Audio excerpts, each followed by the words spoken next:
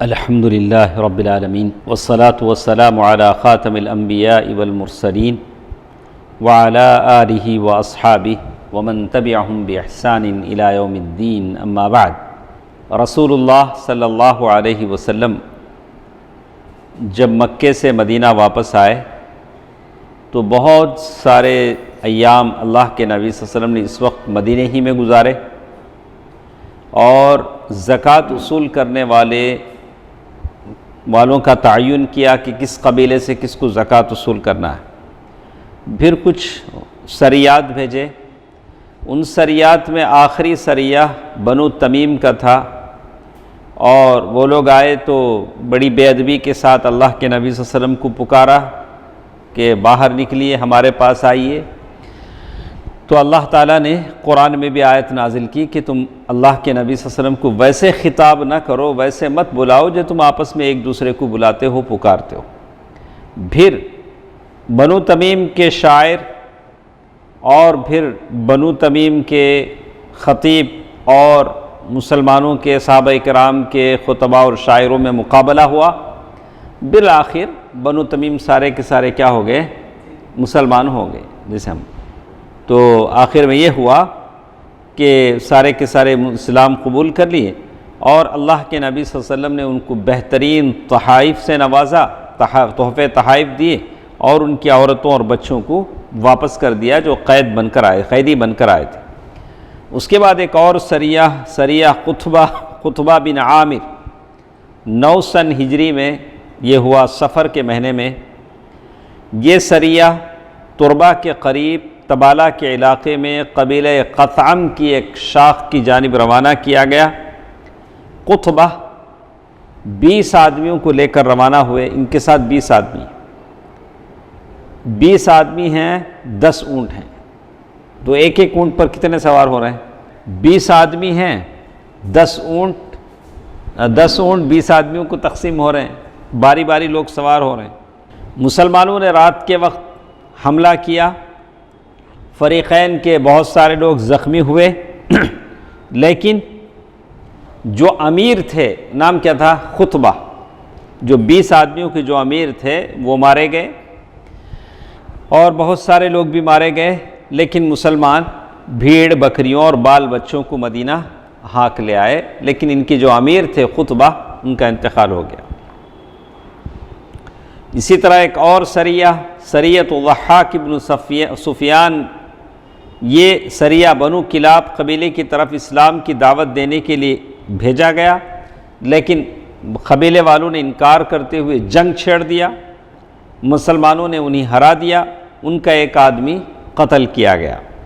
اسی طرح سریۃ علقمہ بن مجرس مدلجی 300 آدمیوں کو لے کر جدہ کے ساحل کی طرف، جدہ ہے وہاں دریا پڑتا ہے، جانب روانہ کیا گیا، اور اللہ کے نبی صلی اللہ علیہ وسلم کو اطلاع ملی تھی کہ وہاں جدہ کے قریب ساحل پر کچھ حبشی سارے قبیلوں کو جمع کر رہے ہیں اور مکہ جدہ سے قریب پڑتا ہے تو مکے والوں پر ڈاکہ زنی کرنا چاہتے ہیں۔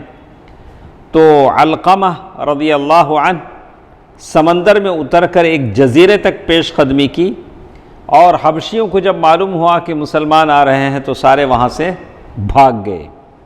اس کے بعد ایک اور سریے کی بات ہے، سریۃ علی بن ابی طالب۔ سریۃ علی بن ابی طالب قبیلہ طی، کون سا قبیلہ طی؟ تمہیں ایک مشہور نام سنے رہیں گے آپ، حاتم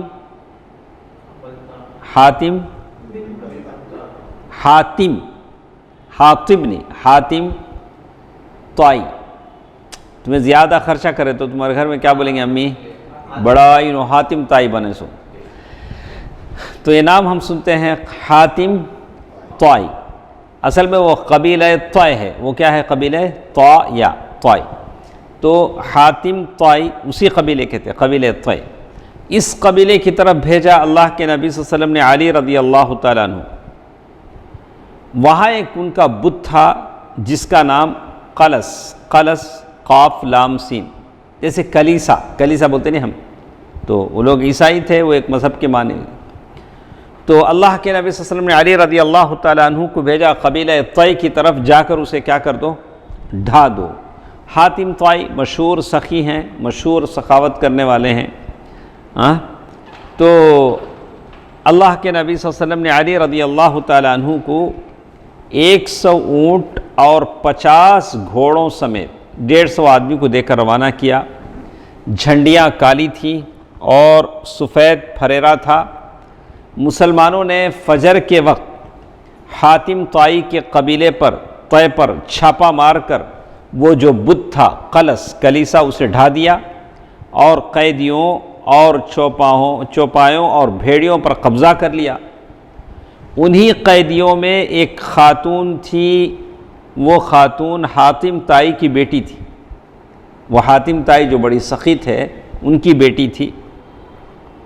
ان کو ایک بیٹی ایک بیٹا، ان کے بیٹا کو عدی بن حاتم، عدی بن حاتم اپنے قبیلے کے راجا تھے، وہ نکل کے بھاگ گئے، بہن کو کیا کر دیا، چھوڑ دیا، باپ تو تھا نہیں، حاتم طائی انتقال کر گئے تھے۔ وہ قلس یعنی ہر بت کا خزانہ ہوتا ہے، جیسے مندر کے خزانے ہوتے ہیں، مسجد کی ہنڈی ہوتی ہے، درگاہ کے ہر لوگ اصول کرتے ہیں ہر جگہ۔ تو وہ جو بت کا جو خزانہ تھا، اس خزانے میں 3 تلواریں، کیا تھیں، 3 تلواریں، 3 زرہیں۔ مسلمانوں نے راستے میں کیا کر دیا، مال غنیمت تقسیم کر لیا۔ علی رضی اللہ تعالیٰ عنہ کے ساتھ گئے تھے، 300 آدمی ہیں، مسلمانوں نے مال غنیمت تقسیم کر لیا۔ البتہ کچھ مال اللہ کے نبی صلی اللہ علیہ وسلم کے لیے الگ کر لیا، اور حاتم طائی کا جو خاندان ہے اس کو تقسیم نہیں کیا۔ حاتم طائی کے جو بچے بڑے، حاتم طائی کی بیٹی، ان کو کیا نہیں کیے، ان کو تعرض نہیں کیا، اس لیے کہ وہ راجہ کے خاندان کے بادشاہ تھے۔ مدینہ پہنچے تو حاتم طائی کا نام سنے ہیں؟ نہیں، بڑا سخاوت کرنے والے تھے وہ دونوں، بہت سخاوت کرتے تھے کہتے ہیں۔ تو کہتے ہیں مدینہ پہنچے تو حاتم طائی کی جو بیٹی تھی اللہ کے نبی صلی اللہ علیہ وسلم سے رحم کی درخواست کی، بولی اللہ کے رسول صلی اللہ علیہ وسلم، یہاں جو آ سکتا تھا وہ لاپتہ ہے۔ کون وہ؟ ان کا بھائی عدی بن حاتم، جو یہاں آ سکتا تھا وہ کیا ہے، لاپتہ ہے۔ ابا گزر چکے ہیں۔ حاتم طائی آج تک دنیا کیا کرتی ہے، حاتم طائی کو جانتی، اتنی بڑی ان کی کیا تھی، سخاوت تھی، اتنا سخاوت کرتی۔ تو ابا دنیا سے، والد گزر چکے ہیں، اور میں بوڑھیا ہو گئی ہوں، ان کی عمر ہو گئی تھی، حاتم طائی کی جو بیٹی تھی۔ اگر مجھے کسی کی کنیز باندی بنا دیں گے تو میں خدمت نہیں کر سکتی۔ میں کیا نہیں کر سکتی، میں خود بوڑھی ہوں، میں کسی کی خدمت نہیں کر سکتی، نوکرانی بنا دیں گے تو میں خدمت نہیں کر سکتی۔ آپ مجھ پر احسان کیجئے۔ کسے بول رہے ہیں؟ اللہ کے نبی صلی اللہ علیہ وسلم۔ اللہ آپ پر احسان کرے گا، آپ مجھ پر احسان کیجئے، اللہ آپ پر احسان کرے گا۔ آپ صلی اللہ علیہ وسلم نے فرمایا، آپ تمہارے لیے کون آ سکتا تھا؟ اللہ کے نبی صلی اللہ علیہ وسلم فرمایا، تمہارے لیے کون آ سکتا تھا؟ تو انہوں نے کہا کہ عدی بن حاتم آ سکتا تھا۔ تو اللہ کے نبی صلی اللہ علیہ وسلم نے بولے، وہی جو اللہ اور اس کے رسول سے بھاگا ہے، وہی کیا اللہ اور اس کے رسول سے ڈر کر کیا کیا ہے، بھاگا ہے۔ اللہ کے نبی صلی اللہ علیہ وسلم پھر آگے بڑھ گئے، جواب نہیں دیے، آگے بڑھ گئے۔ دوسرے دن اس نے یہی بات دہرائی، دوسرے دن بھی وہ عورت جب اللہ کے نبی صلی اللہ علیہ وسلم وہاں سے گزرے، یہی باتیں انہوں نے کہیں۔ آپ نے پھر وہی فرمایا جو کل فرمایا تھا۔ تیسرے دن تو یہ آج مایوس ہو گئی، بلا کہ 2 دن میں ٹرائی کر کو میں نے آزما لیا، جواب یہی تھا، اب شاید میرا یہاں سے جانا مشکل ہے، میرا آزاد ہونا مشکل ہے۔ تو کہتی ہیں کہ اللہ کے نبی صلی اللہ علیہ وسلم کے ساتھ اور ایک آدمی تھے پیچھے، تو اس آدمی نے مجھے اشارہ کیا، اور ایک بار بول کے دیکھو۔ وہ آدمی کون تھے؟ مشورہ دیتے لوگوں کو، کون انہوں؟ علی بن ابی طالب۔ علی بن ابی طالب رضی اللہ تعالیٰ عنہ تھے، انہوں نے ان سے کہا کہ اللہ کے نبی صلی اللہ علیہ وسلم سے کیا کرو، بول کے دے۔ تیسرے دن علی رضی اللہ تعالیٰ نے مشورہ دیا تھا، انہوں نے پھر کوشش کیا تو اللہ کے نبی صلی اللہ علیہ وسلم نے فرمایا آپ نے احسان فرماتے ہوئے آزاد کر دیا۔ کیا کر دیا؟ اس بڑے۔ تو علی رضی اللہ تعالیٰ نے مشورہ دیا اب آزاد ہو گئے نہیں، اور ایک بات اللہ کے نبی صلی اللہ علیہ وسلم سے سواری بھی مانگ لو، ایک اونٹ دے ڈالے تو میں، میرا بھائی کہاں بھاگ گیا کہ میں کیا کروں گی، وہاں چلے جاؤں گی۔ تو ان کے بھائی شام بھاگ گئے تھے، وہ عیسائی تھے، شام بھاگ گئے تھے۔ تو انہوں نے کہا کہ علی رضی اللہ تعالیٰ نے اور ایک مشورہ دیا کہ آپ صلی اللہ علیہ وسلم سے سواری کا بھی سوال کرو۔ اس نے سواری کا سوال کیا، آپ صلی اللہ علیہ وسلم نے سواری فراہم کرنے کا حکم صادر فرما دیا، بلا کہ ان کے لیے ایک اونٹ کا انتظام کرو۔ لیکن ساتھ ساتھ اللہ کے نبی صلی اللہ علیہ وسلم نے کہا تھا، جیسے روایتیں آتی ہیں کہ میں آزاد تو کر دیا ہوں، جانے میں جلدی نہیں کرنا، میرے سے پوچھ، مجھے بتا کے جانا۔ تو اللہ کے نبی صلی اللہ علیہ وسلم نے جب قافلے وہاں سے جا رہے تھے، تو ایک قافلہ شام کی طرف جا رہا تھا، تو اللہ کے نبی صلی اللہ علیہ وسلم نے کہا کہ اس خاتون کو اپنے ساتھ لے جائیں۔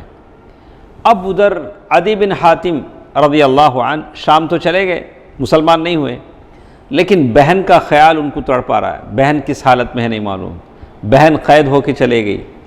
تو ہر دن دیکھ رہے ہیں باہر، سڑک باہر، وہ صحرا میں آ کے دیکھتے ادھر سے قافلے جاتے کیا میری بہن آتی کیا ہو۔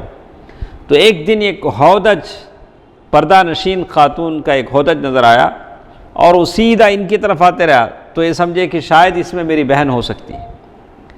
وہ سیدھا اتر کے اب شروع ہو گئے، کیا کرے، اترتے ہی کیا کرے، بھگوڑے، تم بھاگ گئے، تم کیا کیسے آدمی ہیں، مجھے چھوڑ کر کیا کرے، تم بھاگ کے آ گئے، بہن کو چھوڑ کے بھاگ کے آ گئے۔ ایسی بہت ساری باتیں انہوں نے کہیں۔ تو عدی بن حاتم نے کہا کہ بہن مجھے معاف کر دو، میں اپنے عذر کوئی پیش نہیں کرتا، میں نے غلطی کیا، اب کچھ مت کہو۔ تو جب بھائی سے ملاقات ہوئی تو انہوں نے رسول اللہ صلی اللہ علیہ وسلم کے بارے میں بتلایا کہ آپ صلی اللہ علیہ وسلم نے ایسا کارنامہ انجام دیا ہے کہ تمہارا باپ بھی ویسا نہیں کر سکتے تھے، تمہارے باپ بھی کیا نہیں کر سکتے تھے، ویسے نہیں کر سکتے تھے۔ تو عدی بن حاتم رضی اللہ عنہ یعنی حیران ہو گئے جب یہ بتایا گیا کہ اللہ کے نبی صلی اللہ علیہ وسلم نے ایسا کام کیا کہ تمہارے باپ بھی کیا نہیں کر سکتے تھے، ویسا کام نہیں کر سکتے تھے۔ عدی بن حاتم کی بہن نے عدی بن حاتم سے کہا کہ ان کے پاس رغبت یا خوف کے ساتھ جاؤ، ایسا کرو کہ تم اللہ کے نبی صلی اللہ علیہ وسلم کے پاس جاؤ۔ عدی بن حاتم کی بہن عدی بن حاتم کو بھیج رہی ہیں۔ تو عدی بن حاتم سیریا سے، شام سے، بغیر کسی امان کے، یعنی بغیر کسی اس کے، اللہ کے نبی صلی اللہ علیہ وسلم کے پاس سیدھے مدینہ آئے۔ تو اللہ کے نبی صلی اللہ علیہ وسلم ان کو اپنے گھر لے گئے، کسے؟ عدی بن حاتم کو دیکھ کر، اس لیے کہ عدی بن حاتم رئیس تھے، قبیلے کے بڑے تھے۔ اور جب وہ سامنے بیٹھے تو اللہ کے نبی صلی اللہ علیہ وسلم نے اللہ کی حمد و ثنا کی، پھر فرمایا تم کس چیز سے بھاگ رہے ہو؟ دعویٰ کا ایک اس میں اصول بتایا گیا، کیسے ہم دعویٰ کریں سامنے والے۔ اللہ کے نبی صلی اللہ علیہ وسلم کے سامنے جو بیٹھے ہیں وہ ایک عیسائی ہیں، تو اللہ کے نبی صلی اللہ علیہ وسلم کیسے بات کریں؟ دیکھیے، تم کس چیز سے بھاگ رہے ہو؟ کیا لا الہ الا اللہ کہنے سے بھاگ رہے ہو؟ میں کیا پوچھتا ہوں، صرف لا الہ الا اللہ کہہ لو، اس سے تم بھاگ رہے ہو؟ اگر ایسا ہے تو بتاؤ، کیا تمہیں اللہ کے سوا کوئی اور معبود کا علم ہے؟ اگر تم لا الہ الا اللہ سے بھاگ رہے ہو، کیا تم بتا سکتے ہو کہ اللہ کے علاوہ بھی کوئی اور معبود ہے جس کی عبادت کی جائے؟ عدی بن حاتم نے کہا کہ نہیں۔ پھر آپ نے کچھ دیر گفتگو کی، پھر اس کے بعد فرمایا اچھا تم اس سے بھاگتے ہو کہ اللہ اکبر کہا جائے، کیا تم اللہ سے بڑی کوئی چیز جانتے ہو؟ تو انہوں نے کہا کہ نہیں۔ آپ نے فرمایا سنو، یہود پر اللہ کی غضب کی مار ہے اور نصارہ گمراہ ہیں۔ اس کے بعد فوراً انہوں نے کہا، جب یہ ساری باتیں انہوں نے سن لی تو فوراً کہا کہ میں تو مسلمان ہوں۔ تو مطلب کیا تھا اس کا؟ وہ اپنے اسلام کا اعلان کر رہے تھے، اسلام میں آنے کا اعلان کر رہے تھے۔ اللہ کے نبی صلی اللہ علیہ وسلم نے جیسے ہی یہ سنا، خوشی سے آپ کا چہرہ دمک اٹھا۔ اس کے بعد اللہ کے نبی صلی اللہ علیہ وسلم نے حکم دیا ایک انصاری کو کہ عدی بن حاتم کو اپنے گھر میں رکائیں اور صبح شام آپ صلی اللہ علیہ وسلم کی خدمت میں آتے رہے۔ جب نبی صلی اللہ علیہ وسلم اپنے سامنے عدی بن حاتم کو گھر میں بٹھایا تو فرمایا، عدی بن حاتم سے اللہ کے نبی صلی اللہ علیہ وسلم فرمایا کہ کیا تم مذہباً رکوسی نہ تھے؟ سمجھنے کی کوشش کریں، جیسے بہت سارے ادیان ہیں، ایسے بہت سارے یہودی ہیں، یعنی دوسرے دین کے لوگ ہیں، ویسے ہی یہ بھی ایک دین تھا رکوسی۔ تو اس دین میں لوگوں سے مال غنیمت کا چوتھائی حصہ لینے کا اصول نہیں تھا، لیکن یہ لوگ لیتے تھے۔ اللہ کے نبی صلی اللہ علیہ وسلم نے وہ سارے باتیں بتائیں۔ تو ایسی باتیں اللہ کے نبی صلی اللہ علیہ وسلم نے بتائی۔ دیکھو کیا ہے، اللہ کے نبی صلی اللہ علیہ وسلم نے ایسے بہت ساری چیزیں ان کو بتائیں جو ان کی شریعت میں نہیں تھیں اور وہ کوئی جانتا بھی نہیں تھا۔ تو اللہ کے نبی صلی اللہ علیہ وسلم کی جب یہ باتیں انہوں نے سنا، اللہ کے نبی صلی اللہ علیہ وسلم کی جب یہ باتیں سنا تو ان کو معلوم ہو گیا کہ اللہ کے نبی صلی اللہ علیہ وسلم اللہ کے نبی اور رسول ہیں۔ تو مسند احمد کی روایت ہے کہ نبی صلی اللہ علیہ وسلم نے فرمایا کہ اے عدی، اسلام لاؤ سلامتی سے رہو گے۔ کیا بولے؟ اسلام لاؤ سلامتی سے رہو گے۔ تو عدی بن حاتم نے کہا کہ میں تو ایک دین کا ماننے والا ہوں، یعنی وہ عیسائی تھے۔ اللہ کے نبی صلی اللہ علیہ وسلم فرمایا کہ میں تمہارا دین تم سے بہتر طور پر جانتا ہوں۔ تو انہوں نے کہا کہ آپ میرا دین مجھ سے بہتر طور پر جانتے ہیں؟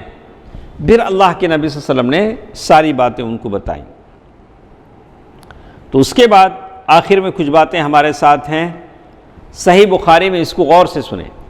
صحیح بخاری میں حضرت عدی سے مروی ہے کہ میں اللہ کے نبی صلی اللہ علیہ وسلم کی خدمت میں پہنچا تو مطلب کیا ہوتا ہے، کوئی بڑے آدمی آپ ہیں، آپ مہمانوں کے ساتھ بیٹھے ہیں، ایک آدمی آ کے بولتا ثناء اللہ بھائی وہ گھر میں پانی نہیں ہے، تو آپ کو کیسا لگے گا کہ ارے اس کو آ کر ابھی بولنا تھا، میں اپنے کاروباری دوستوں کے ساتھ ہوں، مہمانوں کے ساتھ ہوں۔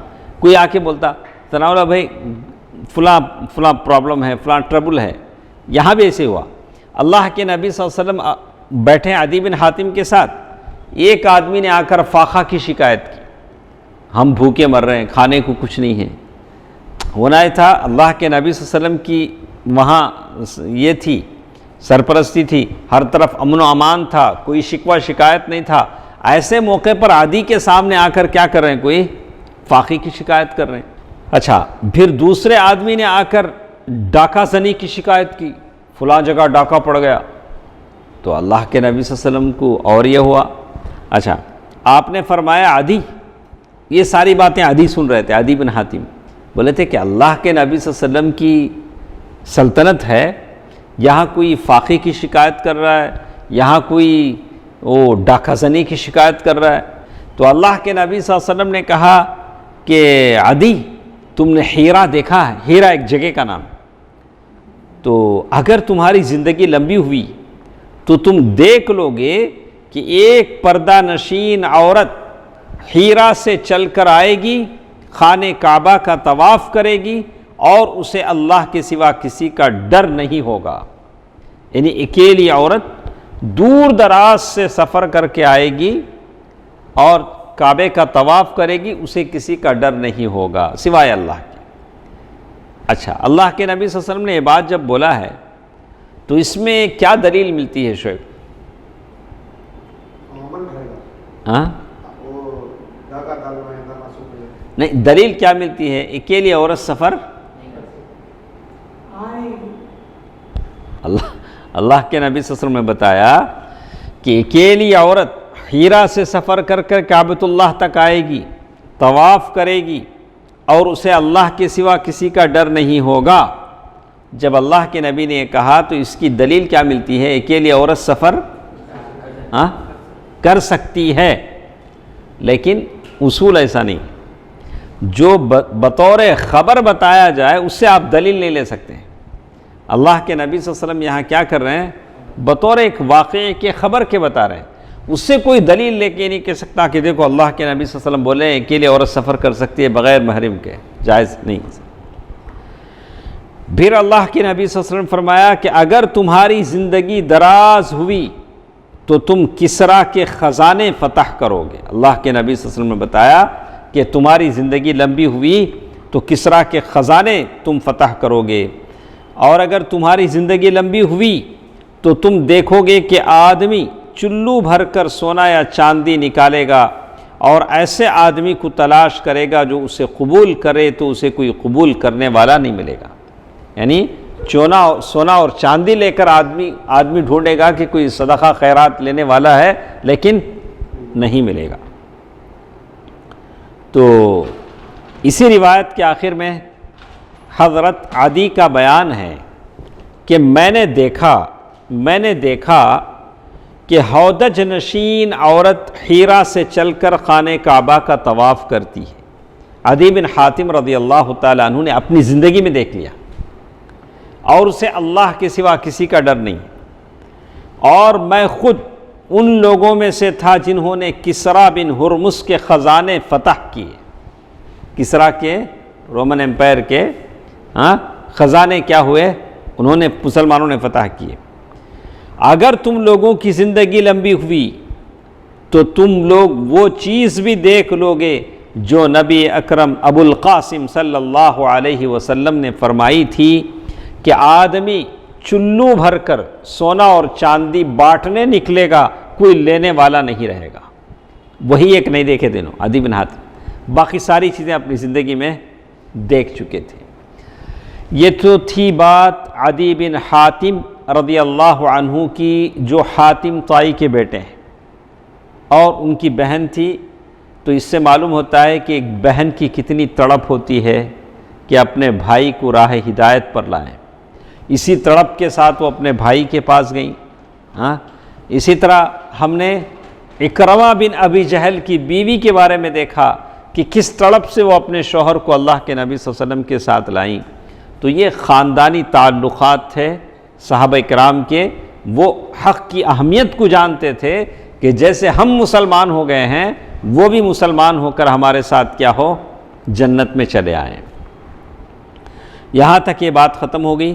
تو ہمارے پاس اور 15 منٹ کا ٹائم ہے، تو اس میں ہم لوگ چلتے ہیں غزوہ تبوک کی طرف۔ غزوہ تبوک، تبوک ایک علاقے کا نام ہے۔ غزوہ اس میں اللہ کے ٹھیک ہے ہمارے ساتھ ہیں۔ غزوہ اللہ کے نبی صلی اللہ علیہ وسلم اس غزوے میں شریک ہیں۔ فتح مکہ جو حق و باطل کا ایک فیصلہ کن معرکہ تھا، اس معرکے کے بعد، اس جنگ کے بعد سارے لوگوں کو معلوم ہو گیا کہ اللہ کے نبی صلی اللہ علیہ وسلم کی رسالت میں کوئی شک نہیں۔ حالات بدل گئے، لوگ جوق در جوق آ کر مسلمان ہونے لگے۔ معلوم یہ ہوا کہ اکثر دشمن بھی آ کر اللہ کے نبی صلی اللہ علیہ وسلم کے پاس مسلمان ہو جاتے تھے۔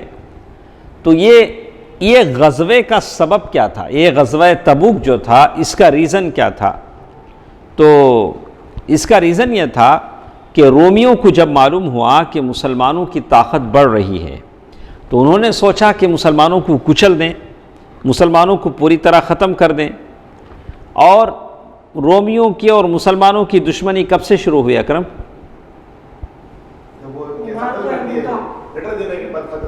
ماشاء اللہ دیکھیں شعیب بھائی بولے تو کہتے ہیں تو یہ جو وہاں سے شروع ہوئی، زید بن حارثہ، اللہ کے نبی صلی اللہ علیہ وسلم نے ایک لشکر بھیجا نبی صلی اللہ علیہ وسلم نے۔ اس کے بعد یعنی پہلے کیا ہوا تھا؟ پہلے شروع وہاں سے ہوئی تھی جب مسلمانوں سے ان لوگوں نے چھیڑ چھاڑ کی۔ کیسے؟ وہاں کا جو امیر تھا شرحبیل بن عمر غسانی، اس کے ہاتھوں مسلمانوں کے سفیر حضرت حارث بن عمیر اسدی کا قتل ہوا، تو اللہ کے نبی صلی اللہ علیہ وسلم نے اس کا بدلہ لینے کے لیے زید بن حارثہ کی سرگردگی میں ایک لشکر بھیجا، وہ جنگ موتا کے نام سے مشہور ہوا۔ نہیں، اس میں زید بن حارثہ رضی اللہ عنہ اور جعفر بن ابی طالب رضی اللہ عنہ اور ایک عبداللہ بن رواحہ رضی اللہ عنہ، تینوں کے تینوں شہید ہوئے۔ وہ جنگ موتا اس کے لیے تھا، لیکن خالد بن ولید رضی اللہ تعالیٰ عنہ مسلمانوں کو بچ بچا کر وہاں سے آئے۔ اب کوشش یہ تھی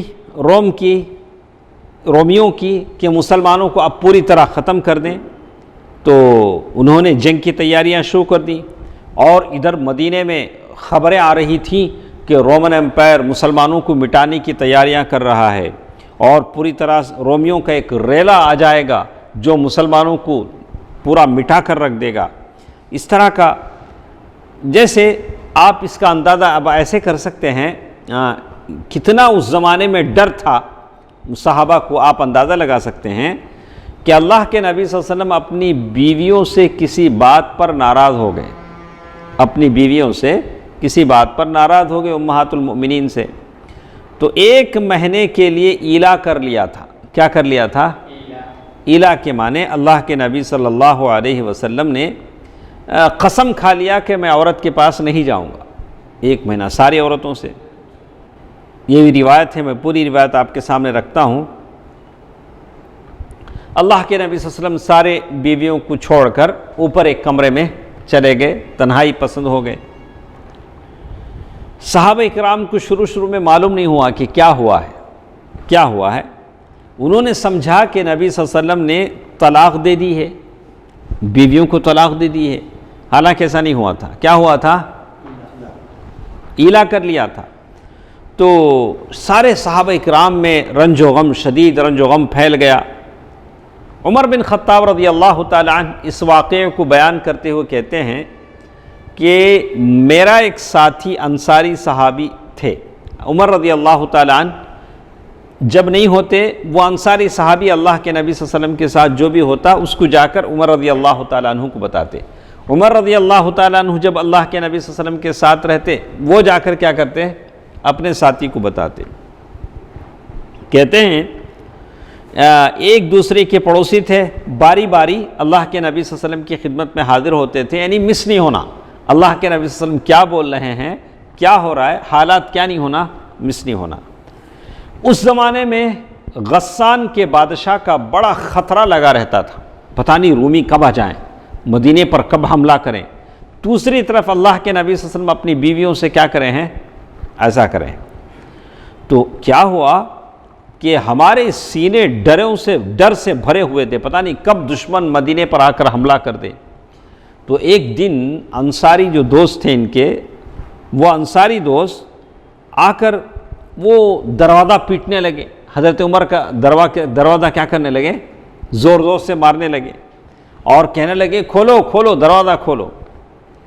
تو عمر رضی اللہ تعالیٰ عنہ اندر سے کہتے ہیں کیا غسانی آ گئے، کیا پوچھ رہے ہیں، کیا روم والے آ گئے کیا، ایسا پوچھ۔ تو وہ انصاری صحابی نے کہا نہیں، بلکہ اس سے بڑی بات ہو گئی، آگے آ جائیں، آپ آ جائیں۔ یہ تو کیا بولے، اس سے بھی کیا ہو گئی، بڑی بات ہو گئی، اس سے بھی رسول اللہ صلی اللہ علیہ وسلم اپنی بیویوں سے علیحدہ ہو گئے۔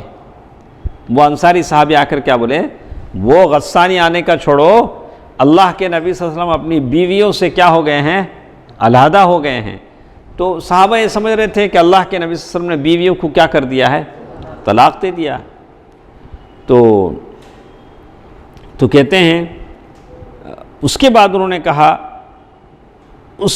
تو آپ اندازہ لگا سکتے ہیں کہ وہ زمانے میں مسلمانوں کو کیسا خوف لگا تھا۔ بعد میں حضرت عمر رضی اللہ تعالیٰ عنہ گئے، اللہ کے نبی صلی اللہ علیہ وسلم سے پوچھا کہ اللہ کے نبی کیا آپ نے اپنی بیویوں کو طلاق دیا ہے؟ اللہ کے نبی صلی اللہ علیہ وسلم فرمایا کہ نہیں، میں نے طلاق نہیں دیا۔ وہ واقعہ الگ ہے۔ تو اس صورتحال کی سنگینی کا اندازہ لگایا جا سکتا ہے کہ اس وقت مسلمانوں کی جو اس وقت رومیوں کی جانب سے مسلمانوں کو درپیش تھی، مسلمان ڈرے سہمے ہوئے تھے کہ رومی حملہ نہ کر دیں، اور دوسری طرف منافقین کیا کر رہے تھے، منافقین بھی اپنی پلاننگ میں تھے، اگر روم حملہ کرے تو ہم بھی کیا کریں گے، ادھر سے ہم بھی اپنا کام کریں گے، منافقین اپنے اس میں تھے۔ تو انہوں نے ایک مسجد بنائی، کس نے؟ منافقین نے۔ تو وہ مسجد منافقین وہاں جمع ہوتے تھے، پوری پلاننگ کرتے تھے، جو مسجد ضرار کے نام سے مشہور ہوئی۔ وہ مسجد کون سی؟ دیکھو ٹائم کتنا نازک ہے، کام کیسے ہو رہے ہیں۔ جیسے انہوں نے سازش کا ایک بھٹ تیار کیا پلاننگ کے لیے، جس کی بنیاد ایمان والوں کے درمیان تفرقہ ڈالنا، اللہ اور اس کے رسول کے ساتھ کفر کرنا، اور ان سے اللہ اور اس کے رسول کے ساتھ لڑنے والوں کے لیے جگہ فراہم کرنا، ان ناپاک مقاصد کو سامنے رکھ کر انہوں نے ایک مسجد بنائی۔ اس مسجد کا نام کیا تھا؟ مسجد ضرار۔ تو ایک مسجد بنائی، اور اللہ کے نبی صلی اللہ علیہ وسلم سے انہوں نے گزارش کی کہ آپ اس میں نماز پڑھا دیں۔ اللہ کے نبی صلی اللہ علیہ وسلم کے پاس آئے، آ کر بولے اللہ کے نبی صلی اللہ علیہ وسلم ہم لوگ مسجد بنائے ہیں، آپ آ کر اس میں نماز پڑھا دیں۔ اگر اللہ کے نبی صلی اللہ علیہ وسلم ایک بار نماز پڑھا دیں تو اس مسجد کو کیا حیثیت حاصل ہو جاتی؟ اللہ کے نبی صلی اللہ علیہ وسلم نے اس مسجد میں امامت کی۔ اس سے منافقین کا مقصد یہ تھا کہ وہ ایمان والوں کو دھوکے میں رکھیں اور انہیں پتہ نہ لگنے دیں کہ اس مسجد میں ان کے خلاف سازش اور دسیسہ کارروائی انجام دی جا رہی۔ بالکل ویسے ہی، اور مسلمان اس مسجد میں آنے جانے والوں پر نظر نہ رکھیں، مسجد میں کیا ہوتا ہے اس میں نہیں معلوم۔ اس طرح یہ مسجد منافقین اور اس کے باہر کے دوستوں کے لیے ایک پرامن گھونسلہ تھی۔ تو آدمی کی نیت میں کھوٹ ہو جاتا ہے تو مذہب کا لبادہ پہن کر کچھ بھی کر سکتا ہے، العیاذ باللہ۔ تو کہتے ہیں اللہ کے نبی صلی اللہ علیہ وسلم سے جب انہوں نے نماز پڑھنے کو کہا، اللہ کے نبی صلی اللہ علیہ وسلم نے ملتوی کر دیا، نہیں آتے ہوئے پڑھیں گے، ہم کیا کریں گے؟ آتے ہوئے پڑھیں گے۔ تو آپ صلی اللہ علیہ وسلم نے غزوے سے واپس آ کر اس مسجد میں نماز پڑھنے کے بجائے اس مسجد کو گرا دیا، کیونکہ اللہ تعالیٰ کا حکم آیا تھا لا تقم فیہ ابدا لمسجد اسس علی التقوی من اول یوم احق ان تقوم فیہ رجال یحبون۔ تو اللہ تعالیٰ کا حکم آ گیا کہ اس مسجد میں آپ نماز مت پڑھیے۔ اللہ کے نبی صلی اللہ علیہ وسلم اس مسجد کو کیا کر دیا؟ منہدم کر دیا۔ وہ مسجد ضرار تھی۔ اب اس کے بعد روم اور غسان کی تیاریوں کی خاص خبریں، روم اور غسان کی تیاریوں کی خاص خبریں آنے لگیں۔ ہرقل نے 40,000 سپاہیوں کا ایک لشکر تیار کیا ہے۔ کتنے؟ 40,000 سپاہیوں کا لشکر، اور روم کے ایک عظیم کمانڈر کو اس کی کمان سونپی ہے۔ اپنے جھنڈے تلے عیسائی قبائل لخم و جذام وغیرہ کو بھی جمع کر لیا ہے۔ تو مسلمانوں کے سامنے ایک بڑا یہ آ گیا کہ اتنی بڑی فوج مسلمانوں پر حملہ کرنے والی۔ کون سے جنگ میں؟ غزوہ تبوک۔ حالات اتنے نازک تھے۔ دوسری طرف مدینے کا ماحول کیسا تھا دیکھیے، سخت گرمی کا زمانہ۔ کیا ہوا؟ سخت گرمی کا زمانہ۔ سخت گرمی کا زمانہ ہے، لوگ تنگی اور قحط سالی کی آزمائش سے دوچار تھے۔ لوگوں کا حال ایسا ہے، تنگ ہیں، ہاتھ تنگ ہیں، قحط سالی ہے، سواریاں بھی کم تھیں، پھل پک چکے تھے۔ اب تو پھل کاٹنے کا ٹائم تھا، پھل پک چکے تھے، اس لیے لوگ پھل اور سائے میں رہنا چاہتے تھے، وہ فی الفور روانگی نہ چاہتے تھے۔ اور یہ تو تھی پرابلمز۔ دوسرا پرابلم اس میں کیا تھا؟ یہ دور کا سفر تھا۔ تبوک کی جنگ میں جانا بولے تو کیا کرنا؟ دور۔ کیا کیا پرابلم ہے؟ ایک قحط سالی ہے، تنگی ہے، دھوپ کا زمانہ ہے، سواریاں نہیں ہیں، اور اس کے بعد دور کا سفر ہے، یہ ساری چیز. لیکن اللہ کے نبی صلی اللہ علیہ وسلم نے یہ کیا، ایک قطعی اقدام کا فیصلہ کیا، اور اللہ کے نبی صلی اللہ علیہ وسلم نے کہا کہ رومیوں سے جنگ لڑنے میں سستی اور کاہلی سے کام نہیں لینا چاہیے، اور رومیوں کو مسلمانوں کے علاقے میں گھسنے نہیں دینا چاہیے. یہ بات اللہ کے نبی صلی اللہ علیہ وسلم اپنے لوگوں کے دلوں میں بٹھا رہے تھے. اور منافقین جو پہلے سے انتظار کر رہے تھے رومی آئیں گے تو وہ بھی کیا ہو جائیں گے، رومیوں کے ساتھ مل جائیں گے. تو اللہ کے نبی صلی اللہ علیہ وسلم نے مسلمانوں کو جنگ کی تیاری کا حکم دیا. تو آپ صلی اللہ علیہ وسلم کا ہمیشہ ارادہ تھا کہ جب بھی کسی جنگ کے لیے نکلتے جدھر جاتے ادھر نہیں بتاتے نہیں، لیکن اس جنگ میں اللہ کے نبی صلی اللہ علیہ وسلم نے بتا دیا. کیوں بتایا ہارون بھائی؟ دور کا سفر ہے، مشکلوں کا سفر ہے، اس لحاظ سے صحابہ تیاری کر لیں، مکمل تیاری کر لیں. اس مرتبہ اللہ کے نبی صلی اللہ علیہ وسلم نے بتا دیا کہ ہم کو روم کی طرف جانا ہے، غزوہ تبوک کی طرف جانا ہے. اور اللہ تعالیٰ نے بھی سورہ توبہ کی بعض آیتیں نازل فرما دی مسلمانوں کو اور ابھارنے کے لیے. اور اللہ کے نبی صلی اللہ علیہ وسلم نے صدقہ و خیرات کی فضیلت بیان کی لوگوں کے سامنے، اور لوگوں سے کہا کہ اپنا نفیس مال اللہ کے راستے میں خرچ کرو. اب صحابہ ہیں اور غزوے کی تیاری میں، جنگ کی تیاری میں بڑھ چڑھ کر سامنے آ رہے ہیں. تو دیکھیں سارے لوگ آ گئے، سارے لوگ بڑھ چڑھ کر حصہ لینے لگے، سوائے ان لوگوں کے جن کے دلوں میں نفاق کی بیماری تھی. اور جو لوگ فاقہ گزارتے تھے وہ بھی آ کر اللہ کے نبی صلی اللہ علیہ وسلم سے کہتے، اللہ کے نبی ہمارے لیے ایک سواری کا انتظام کر دیجئے، ہم بھی آپ کے ساتھ آتے ہیں. جن کے پاس اونٹ نہیں تھے، جیسے اللہ تعالیٰ نے قرآن مجید میں کہا لا اجد ما احملکم علیہ تولوا واعینہم تفیض من الدمع حزنا لا یجدوا ما ينفقون. یعنی وہ لوگ جب آتے سواری دیکھتے ہم کو سواری نہیں ہے تو ان کی آنکھوں سے کیا ہوتے، زار و قدار آنسو جاری ہونے لگتے کہ ہمارے پاس وہ پیسہ نہیں ہے جو ہم اللہ کے راستے میں خرچ کریں. لیکن جو مسلمان تھے آگے بڑھ چڑھ کر خیرات کر رہے تھے. تو وہ خیرات کرنے والوں میں کس نے کتنا دیا، کتنا ٹائم ہے، تو کس نے کتنا دیا کل سنیں گے، تاکہ ہمارے اندر بھی کچھ دینے کا جذبہ پیدا ہو، اللہ تعالیٰ کو دینے کا جذبہ پیدا ہو. آپ سنیں گے تو تعجب کریں گے. تو ہم لوگ درس تھوڑا جلدی شروع کرتے ہیں، کل سے جلد آ جائیں. تو کہتے ہیں تو دینے والوں میں عثمان بن عفان رضی اللہ تعالیٰ عنہ بھی ہیں، اور اسی طرح ابو بکر رضی اللہ تعالیٰ عنہ ہیں، عبد الرحمن بن عوف ہیں، اور اسی طرح عباس ہیں، طلحہ ہیں، سعد بن عبادہ، محمد بن مسلمہ رضی اللہ عنہم وارضاہ. اور اسی طرح عورتیں ہیں، کیسے کیسے جنگ غزوہ تبوک کے لیے سپورٹ کر رہی ہیں، کیسے کیسے ڈونیشن دے رہی ہیں.